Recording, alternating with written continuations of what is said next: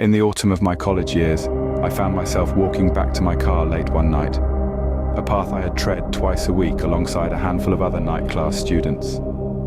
Having missed the previous class, I was tasked with the solitary mission to print a paper and turn it in before departing that night. Emerging from the building, I realized the usual group had long since left. The journey to my car required crossing a bridge from the campus to the park on the other side of the river. Campus security was visible from the bridge, a sight that eased my nerves. However, as I crossed the bridge, an uneasiness washed over me. The greenbelt stretched before me, leading to the parking area. Despite the absence of visible company, I couldn't shake the feeling of being watched. A quick glance over my shoulder revealed a distant figure trailing behind me. A sense of dread enveloped me, pushing me to quicken my pace. The sound of footsteps echoed behind me, growing louder and closer, sparking a primal instinct within me to run. A dreadful feeling gripped me, whispering a warning that stopping meant not reaching my car. As my vehicle came into sight, I hit the unlock button on my key, flung open the door, jumped in, and locked it behind me. The figure who had been trailing me dashed past my car as my phone rang. It was my mother, her voice laced with worry, asking if I was okay. Relaying the events to her, she urged me to leave immediately. On my drive home, she revealed that she had felt an inexplicable urge to call me, a premonition of something bad about to happen. From then on, I ceased parking in that area.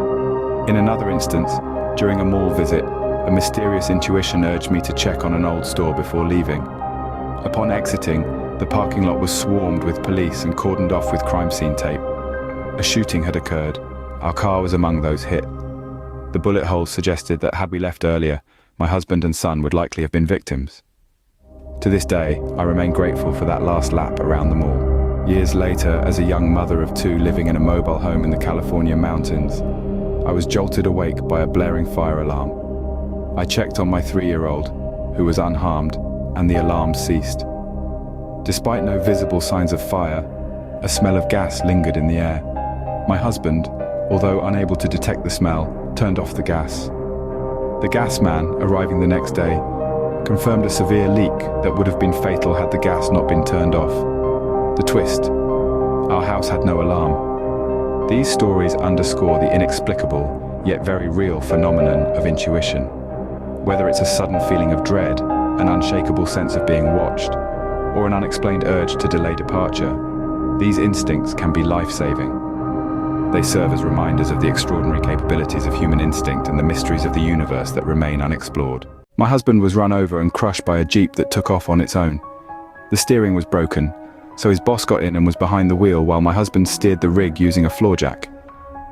The jack had a big pipe coming out of it that is used for leverage, and he had that pipe in front of his chest. He heard a voice say, "Get out of the way." So he shifted the pipe away from him, and the Jeep tipped a little, the front wheel touched, and it took off at full speed and dragged and crushed him. He's sorry he didn't get all the way out of the way, obviously. The thing was in neutral and it took off, and the boss was standing on the brake, but it did no good. Look it up. Jeeps are dangerous. They were both experienced mechanics, so it wasn't a matter of not knowing what they were doing. I had a similar thing happen to me when I was 6. I was riding my bike, not paying attention to the road. When I was approaching an intersection, I heard a male voice right by my ear yelling at me to stop. I immediately did. Suddenly, out of nowhere, a car speeds right in front of me. If I hadn't stopped, I 100% would have been hit by it. There was no one around, and the voice seemed to have come right by my side. I still think about it, and have no explanation for how it happened.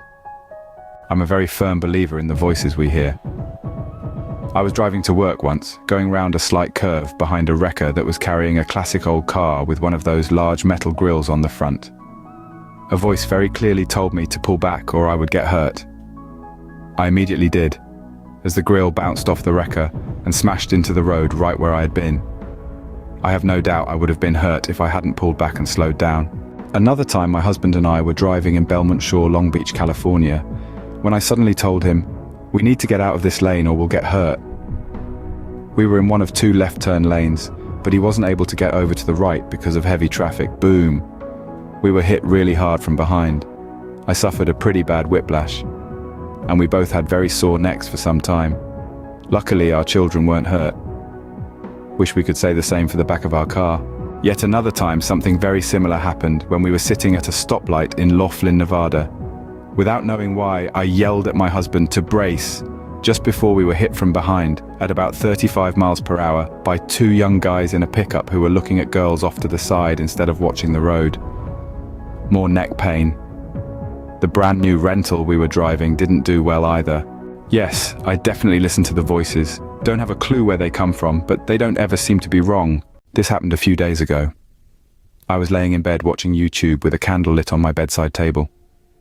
I do this every night and blow out the candle when I want to go to sleep. I was just watching Markiplier when I suddenly had an extremely vivid vision of me falling asleep early and my cat knocking over my candle. I don't have a working fire alarm in my room, and I hadn't slept the night before, so I didn't wake up right away. I saw my room engulf in flames. My house is wooden. And I vividly saw and experienced me not being able to find my cat and not knowing if I should leave or look for her. TBH, my cat is my whole world. I would be devastated without her. I immediately had a panic attack. My heart rate shot way up. I was hyperventilating and shaking. I felt the most terror in those moments than I ever have my entire life. I was so scared I didn't know what to do. I just sat frozen for a few moments before I reached over and blew out the candle. Immediately everything was fine again. In a second my heart rate went back to normal, all my fear was gone, and my panic subsided completely. I've had many panic and anxiety attacks before, and they always take me at least a few minutes to recover. This was unlike anything I've ever experienced. I not only saw with my eyes, or my brain, my house burning down, but I felt the terror of not being able to find my cat and the choice I had to make. Has anyone else ever experienced anything like this? And do you think something or someone saved me in my house? I had a big one similar to this when I was a kid. The night before, my family was going to this big parade in a town we'd never been to before. I was in our van as we arrived at the place. I was super excited climbing out of the van until I turned and saw this puddle pond not far away. I've always been fond of critters like frogs and salamanders, so I went to investigate. My parents said the parade is about to start over this way in the opposite direction. I told them I'd be right there as they walked to parade area. I got half of the bank explored when something happened to me. It happened so fast, I don't know what it was. I was just suddenly back in my room, and it was still the night before the parade. I was pretty shook up about the vividness of what I just experienced. The next day it all unfolded precisely as my vision showed, and the puddle was utterly identical. Every blade of grass and ripple across the water. Even though I had never been here before in my life, I was shook up. My neck hairs were all straight up, and when my parents called out to me, I hightailed straight to them. But I couldn't enjoy the parade after all that.